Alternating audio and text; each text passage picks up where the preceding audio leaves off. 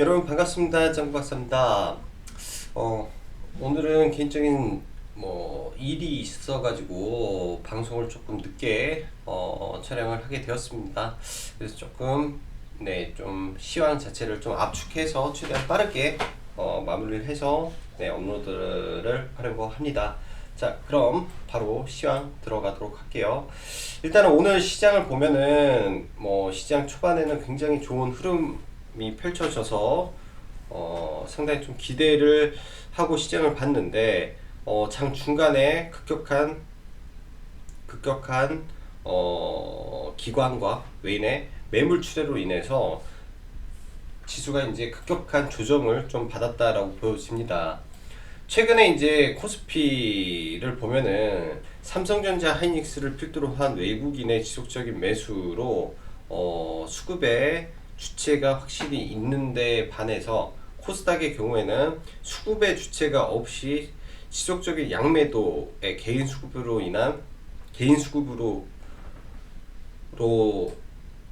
그 상승을 이어온 부분이 다소 좀 불안한 부분은 없지 않아 있습니다. 그래서 일단은 주말 라이브 때 언급드렸다시피 이번 주에는 장 초반 굉장히 조심하고 매도의 관점을 좀 보는 전략이 필요하다라고 말씀을 드렸었는데요. 지금 약간 그러한 조짐이 조금 보여지기 때문에 최대한 조심하시고, 그리고 현금 비중 지속적으로 늘려간 다음에 포트폴리오 조정의 시기를 좀 가늠해보는 시간으로 갖는 게 좋을 거라고 생각이 됩니다. 자, 바로 해외 증시 보면요. 전일 미 증시는 중국 환율 조작국 중국을 예전에 환율 조작국으로 지정을 했던 부분을 지정 해제를 하는 등 이러한 부분이 미중 무역 협상, 즉 미중 무역 1단계 합의에 대한 강력한 긍정적인 이슈로 작용을 하여 3대 지수가 또 신고가를 갱신을 했었죠. 거기에 더해 이제 사모펀드 쪽에서 테슬라 목표 주가를 619달러로 상향하는 이슈가 발생을 했습니다. 그로 인해 테슬라가 9%대 상승을 보였고 반도체 지수 등 전체적으로 줄줄이 신고가 흐름을 좀 보여주면서 굉장히 양호한 출발을 보였었는데요. 양호한 마감을 보였었는데요. 일단 미 증시 또한 제가 봤을 때 하나의 이제 변곡점 구간을 어디에서 잡는가가 관건이지 않나라는 생각을 합니다. 1월 15일 지금 모두가 아는 무역 협상 1단계 서명식이 있는데 이 구간을 기점으로 단기 재료 소멸로 작용할 것인지 아니면 새로운 상승의 시작으로 봐야 될 것인지를 확인이 필요하다라고 생각을 합니다. 그 말은 즉슨 일정 부분 현금을 가지고 방향성을 본 이후에 이제부터 시장을 대응하는 전략이 필요하다라고 생각을 해요. 사실상 지금 이 시점에서 돈을 벌기라는 거는 어떻게 보면은 단기적으로는 조금 어려울 수도 있어요. 변동성이 있을 수 있는 지금 시장에 약간 근접을 했기 때문에 기간적으로 오늘부터 현금화가 일부 되고 내일도 약간 매도에 대한 관점을 생각을 한 이후에 라이브 때 말씀드렸다시피 금요일 시장의 여건에 따라서 금요일날 매수의 관점을 볼지 아니면 다음 주 화요일날부터 매수의 관점을 볼지 그거를 따져봐야 될 시점이다 라고 생각이 됩니다. 네. 자, 오늘 진짜 코스닥의 경우는 장 초반에 좋은 분위기로 출발을 했는데 정말로 급격한 매물 출회가 조금 아쉬웠던 하루 같아요. 자, 수급 보면서 이어져 가도록 하겠습니다. 오늘 보면 장 초반에 강력하게 좀 매수세가 들어왔어요. 프로그램 300억, 그 다음 양매수 한 300억 이상 장 초반에요. 보면은 시작하면서 기관도 250억, 메인도 250억, 이 정도 500억에 프로그램 4,500억 해서 강한 매수세가 들어왔는데 순식간에 이 매수세가 매도세로 반전하면서 지수가 크게 꺾이고 말았습니다. 오전 같은 경우는 IT 섹터의 양매수, 그 다음에 이쪽도 양매수 모습을 보였는데 오늘 가장 큰 수급 이탈은 제약바이오 섹터에서 수급 이탈이 가장 컸던 부분이 있어요. 시가총액 상위 제약바이오 섹터 부분에서 수급 이탈이 좀 있으면서 하락을 좀 키웠던 하루였다라고 보여집니다. 지수는 단기 상승에 대한 피로감으로 일부 차익 매물이 출회되고 있다라고 판단이 되며 아까 말씀드렸다시피 설 연휴 전을 기점으로 스윙포트 현재 가지고 있는 이제 단기 포지션 말고 스윙 포지션에 대한 부분을 여러분들과 저도 재구성이 필요한 시점으로 판단이 돼요. 자, JP모건 헬스케어 컨퍼런스 관련주들이 오늘 특히 약세를 보였는데 내일 추가 하락이 발생한다면 제가 봤을 때 일단 현금화 전략도 필요해 보입니다. 이런 부분에서 추가 하락을 한다면 단기적으로 하락의 폭을 깊게 만든 이후에 뭐 다음 달에 있을 ASCR이라든지 뭐 그런 일정에서 다시 반등을 줄 수가 있기 때문에 빼고 올릴 수 있는 부분을 좀 걱정을 해야 될 부분도 없지 않아 있다라고 보여집니다. 그리고 반도체 장비 등 IT 섹터는 여전히 추세적으로 나쁘지 않다라고 판단이 돼요. 이번 조정 시 다시 좋은 종목은 매수 기회로 잡아야 된다고 보고요. 전기차 관련주 수소차 섹터도 누림수 매수 관점, 그리고 중국 소비주는 단기 고점 징후가 있는데 추후 놀림목은 가능해 보여요. 이 말은 뭐냐, 설에 가까울수록 이 또한 중국에 대한 춘절 재료가 노출이 됐죠. 그럼 매물이 나오겠죠. 그러면서 단기 하락, 그리고 시진핑이 3월에 온다 한들 지금 1월인데 2월달은 어떻게 버티겠습니까? 그래서 1월 말에 조정, 2월 달에 다시 재상승하는 흐름을 보일 수 있습니다. 그래서 그 구간의 기간 조정이 얼마든지 나올 수 있다라고 보여져요. 그래서 너무 고점의 추격 매수는 조심하자라고 보이고, 오늘 시장 보면 정치 테마주가 상당히 강했습니다. 정치 테마주 뭐 또 바닥권에서 또 올라오는 뭐 신규 관련된 우리가 모르는 섹터의 종목들이 상당히 많이 올라왔었는데요. 보면은 검경 수사권 조정 법안 통과 속에 이 조국 전 법무부 장관 즉 민정수석이 다시 한번 부상하며 관련주가 삼보산업의 상한가, 그리고 화천기계는 뭐 거래대금 1,000억 이상 터뜨리며 좀 급등 마감을 했는데요.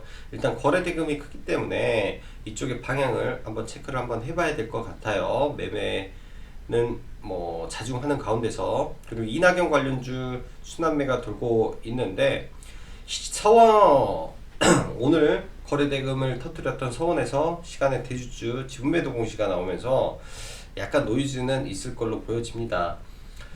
이제 너무 높은 종목은 추격 매수 시 좀 주의가 필요해 보이고, 낮은 구간에서 순환매가 돌고 있는 종목을 노려보시기 바라고요. 수소차 관련 섹터도 강세를 보였는데 지금 이제 오늘 시간 외에 평화산업, 평화홀딩스 등 강세 마감, 뭐 상한가 마감이죠. 그래서 내일 한 번 더 들어 올리는 모습이 나오는지 좀 체크가 필요해 보입니다. 자, 그럼 바로 종목들 보면서 넘어갈게요. 한진칼은 기타 법인 물량만 계속 체크를 하면 될 것 같아요. 또 39,000원 구간 떨어지는지 체크하고요. ABL 바이오 지금 음봉이 9개나 떨어졌는데 사실 좀 이걸 버텨주는 것도 위험합니다. 그러나 이 구간에서 반등을 안 한다면 단기적으로 조금 리스크 관리를 하고 넘어갈 생각도 있습니다. 21선이 지켜주는데 이거를 한 번 정도 깨버린다면 하락폭이 여기서 깊어질 수가 있어요. 여기서, 즉 이런 구간이 있어요. 21선 지켜주는 구간을 이탈을 강하게 했을 때 무너지는 이런 구간이 나올까봐 내일은 일단은 그런 모습이 보인다라고 하면 사전 리스크 관리를 한번 주고 진행을 할 수도 있다라고 보여집니다. 종목에 대해서요. 그리고 SK바이오랜드는 수익권에서 넘어갔었는데 장 초반에 제가 대응을 못했어요.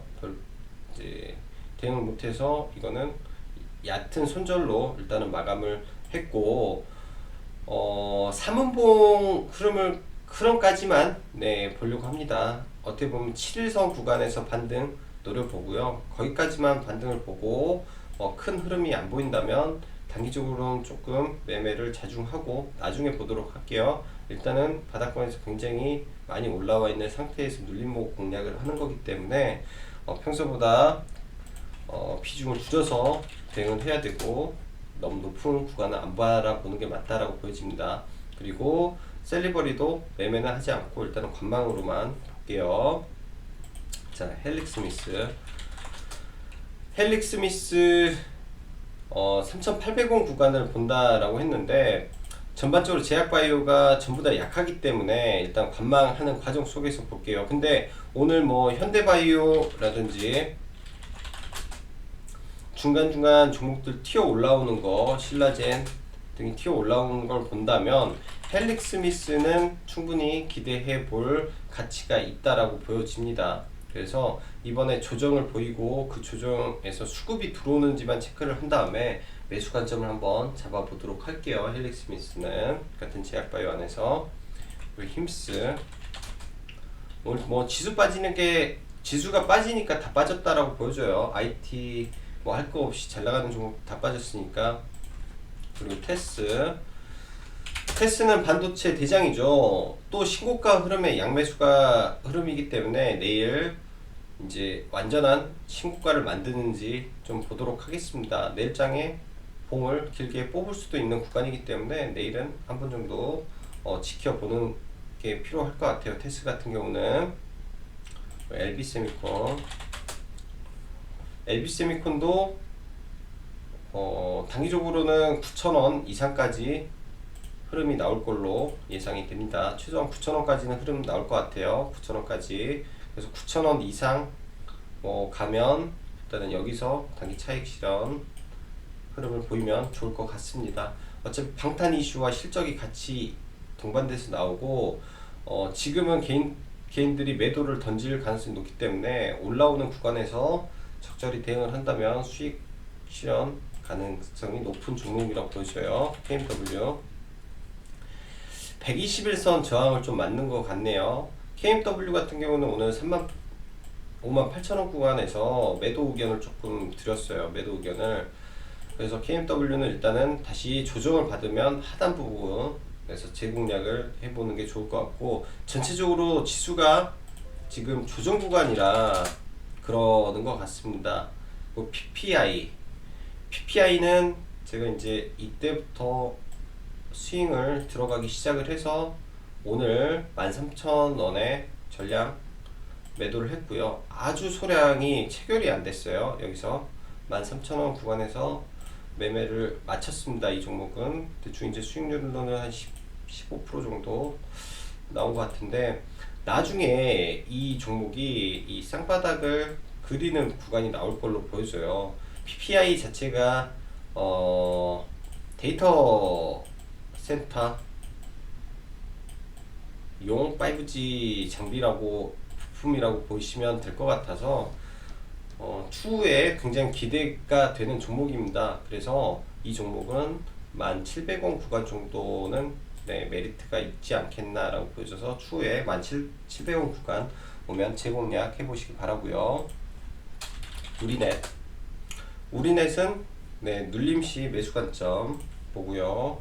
램테크놀로지는 목표가 10원 남겨놓고 체결이 안 됐어요. 목표가가 8,250원이었는데 10원 남겨놓고 체결이 안 됐고, 이번에 이제 이 구간에서 매매가 돼서 떨어질 때 이때 매매가 됐겠네요. 이때 이렇게 매매가 돼서 오늘 매도를 진행을 좀 하고, 전량 매도를 하고 이제 또 저가에서 다시 공략을 해보려고 해요. 이 구간이 깨지지만 않는다면 시간의 문제지만 여기 구간은 넘기는 흐름이 나올 걸로 보여집니다. 다시 모아가려고요. MS오토텍 테슬라 관련된 종목이죠. 오늘도 장 초반에 굉장히 급등하는 모습을 좀 보였는데, 오늘 원래는 시초가 공략을 센트럴모텍을 하고 싶었는데 너무 시가가 높게 떠서 공략을 못 했었어요. 시가가 얘도 5%가 떠서 6%가 떠서 공략을 못 했는데, MS 오토텍은 이 갭 매매를 나중에 진행을 하려고 해요. 이 의미 있는 구간을 박스권을 돌파하고 오는 음봉이 나와서 이 구간에 떨어졌을 때 약간 밀리는 흐름도 나올 겁니다. 이 구간 6,260원, 6,250원 구간까지 밀린다면 여기 11선 부근에서 한번 잡아보려고 해요. 지금 오늘 같은 경우는 기관 외인의 대량 매도가 좀 있었는데 뭐 단기 차익성 매물은 언제든지 나올 수 있고요. 여기서 이제 매수를 타점을 잡아보면 좋을 것 같네요. 자, 그리고 코스모화학도 나중에 이제 눌리면 재매수 관점을 보도록 하고요. 이 추세대로 갈 것 같아요. 추세대로. 그래서 이 추세 매매 보시면 될 것 같고, 엘컴텍은 네, 여전히 매수 관점입니다. 엘컴텍은 네, 오늘도 조금 추가 매수를 했어요. 7,000원 이하에서 700원 이하, 1,700원 이하에서 추가 매수를 했고, 내일은 극동 유화 아니면 흥구 석유를 네, 매수를 하려고 생각을 합니다. 어제도 말씀드렸지만 극동 유화가 조금 더 저는 좋아 보여요. 바닥권에서. 그래서 이번이 어떻게 보면 마지막 탈출 기회일 수도 있습니다. 이 종목을 매매하는 분들, 물려있는 분들의 탈출 기회가 이제 마지막으로 나올 수 있는 구간이기 때문에 이 엄청난 네, 낙폭과대라 얘는 50%짜리 종목이라 여기에서 여기까지 올라오는 흐름 나올 수 있을 것 같아요. 내일장은 네, 이쪽 섹터를 한번 보려고 해요. 엘컴텍, 극동유화, 자 그리고 EM코리아 눌리면 매매해 보려고 하고요. 풍국주정도 마찬가지고요. 눌렸을 때 보려고 하고, 오늘 대우부품이 좀 강했네요. 생각보다 대우부품은 아예 신경을 안 쓰고 있었는데 어제장 흐름이 너무 좋았어요. 아예 몰랐는데 어제장 체크를 했었어야 됐습니다. 어제장 이러한 패턴의 종가를 견고하게 만들어 놨다라고 했다면 오늘 시가 부분부터 공략을 했었어야 됐는데 체크를 못한 게 조금 아쉬워요. 그래서 이러한 패턴의 종목들 주의 깊게 보면 네, 많은 기회가 있을 거라고 생각을 합니다. 자, LG화학